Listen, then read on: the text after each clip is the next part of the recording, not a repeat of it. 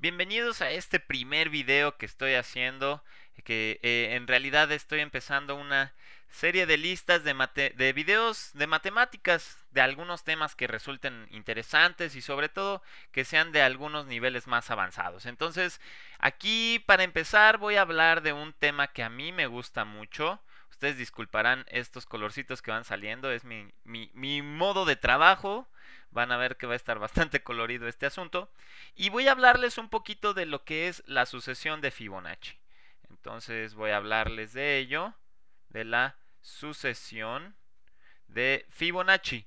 Y aquí a mi izquierda tengo la imagen del mismísimo Fibonacci, que fue un matemático que ya vivió hace mucho tiempo, no recuerdo si en la Edad Media o en el Renacimiento.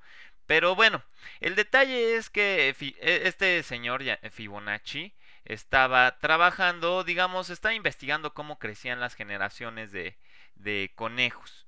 Y entonces decía, bueno, vamos a partir de... Uy, ustedes disculparán, pero todavía no le hallo bien a esto. Entonces vamos a partir de una pareja de conejitos, ¿sale? Digamos que aquí tengo mi primer conejo. Estoy haciendo mi mejor esfuerzo por poner un conejo. Ahí está, dientón, ¿sale? Con sus bigotes. Ahí está. Tenemos a nuestro primer conejo que además de todo está emparejado con alguna coneja. Ahí andará la coneja. Ok. Y bueno, como esta es hembra, vamos a ponerle un moñito. Muy bien. Entonces tenemos nuestra primer pareja de conejos. Y vamos a suponer entonces que estos son mi primer generación de conejos. ¿Correcto? Entonces vamos a empezar una población de conejos en donde solo está este que es el macho y esta que es la hembra. ¿Ok? Entonces, vamos a suponer además que después de, digamos que los conejos, esta especie rara quizás de conejos, solo tiene dos periodos de reproducción. ¿Ok? Entonces, en el primer periodo de reproducción, estos van a tener solo una descendencia. ¿Ok? Digamos, solo van a tener una generación de descendencia. Muy bien, esta va a ser al tiempo, a la generación 2. Ahora, digamos que ahora pasa otro año, digamos que estos conejos se reproducen cada año, entonces nos interesa saber cuántas generaciones de conejos vamos a tener, de conejos nuevos. Entonces, por supuesto, vamos a tener los que descienden de esta generación. ¿Ok? Digamos que esta es la generación que desciende de esta azulita. Pero además, los conejos originales dijimos que podían tener descendencia hasta dos veces. Entonces, estos a esta siguiente generación van a aportar otra descendencia. ¿Ok? Digamos que esto se comporta de esta forma. Ahora, ¿cuántos tenemos a la tercera generación? Pues tenemos una que fue heredado de estos azulitos y otra que fue heredado de los conejos iniciales. Ahora, fíjense en lo siguiente. En la siguiente generación, estos conejos ya no van a poder tener más descendencia. ¿Quiénes son los que van a poder tener descendencia? Bueno, este azulito va a tener su segundo periodo de reproducción y por lo tanto sí va a poder tener descendencia. ¿Quién más va a poder tener descendencia? Los que nacieron a la generación pasada, que son estos, es decir, vamos a tener que este tiene su descendencia y este también tiene su descendencia. Muy bien. ¿Cuántos tenemos en esta generación que es la 4? Bueno, pues vamos a tener uno que viene de este azulito y uno por cada rojito. Entonces vamos a tener otros dos. En total vamos a tener aquí 3. No lo han anotado. Aquí tuvimos 2, aquí tuvimos 1 y aquí tuvimos 1. Vamos a ver qué pasa en la siguiente generación. ¿Ok? En la siguiente generación, ¿quiénes pueden aportar? Los azules no más. Estos ya tuvieron toda la descendencia que pudieron tener. ¿Quiénes van a tener descendencia? Los rojitos y los amarillos. Entonces, estos van a tener su descendencia. También estos también. los amarillos, cada uno va a tener su propia descendencia. Y ahora, ¿cuántos tuvimos en esta quinta generación? Esta es la quinta generación. Bueno, pues tuvimos uno por cada rojito, que son ahí 2, y además uno por cada amarillo, que son otros 3. Entonces tuvimos 5. Vamos a hacer una última ocasión para que quede más claro. Entonces, a la siguiente generación queda claro que los rojos ya no pueden tener más descendencia. Ya no pueden tener más descendencia porque quedamos que los conejos solo tenían 2 periodos de reproducción al año. Entonces, ¿quiénes van a tener descendencia? Estos amarillos y los morados. ¿Ok? Entonces van a tener estos su descendencia. 1, 2, son 3, uno por cada generación de conejos en el paso 4, ¿verdad? Y además los del paso 5 también van a tener descendencia. Ahí está. Entonces cada uno de estos aporta digamos, una camada extra de conejos. ¿Cuántos tenemos aquí? Bueno, teníamos 3 del amarillo y 5 del morado. Eso nos da un total de 8 conejos. Esto es en el sexto paso o en la sexta generación. Entonces, a lo mejor ya te podrás dar cuenta que a medida de que va avanzando el tiempo, este número de cuántas, digamos, camadas de conejos van naciendo en cada generación, se puede ir calculando.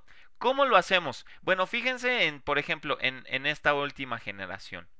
¿Quiénes son los que podían heredar? Pues los que nacieron en la generación anterior y los que nacieron hace 2 generaciones. Son los únicos que pueden aportar herencia para esta siguiente generación. Entonces, fíjense, si llamamos Fn, vamos a decir que Fn es el número de camadas, vamos a decirlo así, de camadas de conejos en la generación que nacen. Déjenme quitar esto. Es que nacen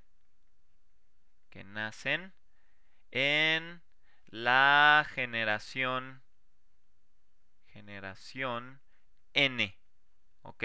Donde n es un número natural. Entonces, si denotamos a Fn como el número de camadas que nacen en la generación n, lo que vamos a tener es que el número de camadas en la generación siguiente, digamos que queremos calcular la siguiente generación, pues es simplemente que van a nacer tantas camadas como tuve en la generación anterior, ¿verdad? Por ejemplo, aquí en este paso del morado al azul, cada uno de los de la generación anterior aporta una. ¿Ok? Es este número. También vamos a tener que sumar los de la generación anterior, que en este caso podría ser el amarillo, ¿verdad? También el amarillo aporta su segundo periodo de reproducción que pueden tener en su vida. Entonces, esto sería la generación anterior a la anterior. Entonces, fíjense que de esta forma ya tenemos construida la sucesión de Fibonacci. Ajá. Que en realidad, no sé si lo había comentado, pero Fibonacci se llamaba en realidad Leonardo de Pisa. ¿Ok? Entonces, esta sucesión ya está definida de forma recursiva. ¿Qué quiere decir recursiva? Que al siguiente paso yo lo puedo conocer con los 2 pasos anteriores. ¿Ok? Por ejemplo, bueno, antes de darles un ejemplo, quiero preguntarles algo. ¿Será posible expresar el número de camadas en la generación n? Eso lo denoté de esta forma, ¿verdad? El número de camadas en la generación n. Lo podemos entender, y cuando pongo estas 3 líneas así, quiero decir que lo vamos a entender como una función, una fórmula que dependa explícitamente de n.